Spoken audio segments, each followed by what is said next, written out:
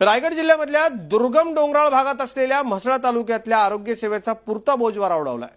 नेमकं इथं काय घडतंय, काय नेमक्या अडीअडचणी आहेत, कशा सोयी सुविधा नाहीयेत, एक नजर टाकूयात। म्हसळा रायगड जिल्ह्यातला अतिशय दुर्गम तालुका। 100हून अधिक गावं, वाड्यांचा समावेश असलेल्या या तालुक्याची लोकसंख्या साधारण 50,000च्या घरात आहे। मात्र या लोकसंख्येसाठी पुरेशी आरोग्य यंत्रणाच तालुक्यात उपलब्ध नाही। सुनील तटकरे हे रायगडचे पालकमंत्री असताना तब्बल 3.5 कोटी रुपये खर्चून इथं ग्रामीण रुग्णालयाची आलिशान वास्तू उभारण्यात आली। काम पूर्ण झालेलं नसताना आणि कर्मचारी उपलब्ध नसताना 2014च्या विधानसभा निवडणुकीच्या तोंडावर घाईघाईनं त्याचं उद्घाटनही करण्यात आलं। पण इथे सेवा द्यायला ना डॉक्टर आहेत ना कर्मचारी, त्यामुळे आजही इथे ग्रामीण रुग्णालय सुरू झालेलं नाही। जी काही यंत्रसामुग्री उपलब्ध आहे ती धूळखात पडली। सोय म्हणून म्हसळ्याचं प्राथमिक आरोग्य केंद्र या इमारतीत हलवण्यात आलंय। ग्रामीण रुग्णालयात आता जो जिल्हा परिषदेचा आरोग्य विभागाचा काम करणारा कर्मचारी वर्ग आहे, तोही या मनस्थितीत दबावाखाली काम करीत असतो। मागेही एक इमारत तोडफोड केल्याच्याही गुन्ह्याची नोंद आहे आणि शासन त्या पद्धतीने लक्षच घालत नाही। अतिशय संथ गतीने कामं सुरू आहेत। म्हसळा तालुका आजही चाकरमान्यांच्या मनी ऑर्डरवर जगणारा तालुका आहे, त्यामुळे इथल्या नागरिकांची आर्थिक स्थिती बेताचीच।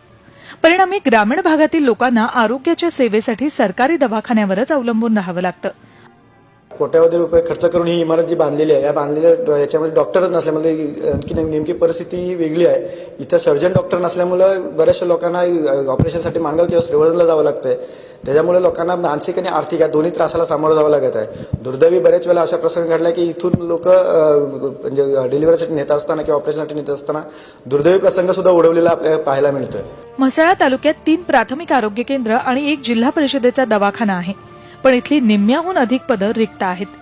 83 मंजूर पदांपैकी केवळ 41 पदं भरली असून एवढ्या कमी कर्मचारी वर्गात सेवा देताना आरोग्य यंत्रणेचीही ओढाताण होताना दिसते। गेल्या महिन्यात म्हसळ्यात कावळीची साथ पसरली होती, त्यावेळी सरकारी यंत्रणेलाही खासगी सेवेवरच अवलंबून राहावं लागत होतं।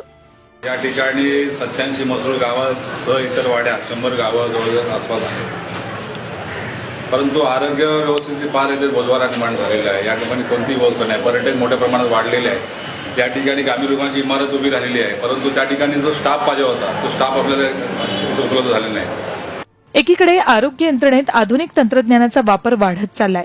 अशा स्थितीत मुंबईपासून जवळ असलेल्या रायगडमधल्या म्हसळ्यात चांगली आरोग्य सेवा मिळणार तरी कधी, असा प्रश्न ग्रामस्थ विचारतायत। रायगडहून प्रफुल्ल पवारसह bureau report, Zee media, Mumbai. Zee 24 तास रहा एक पाऊल पुढे।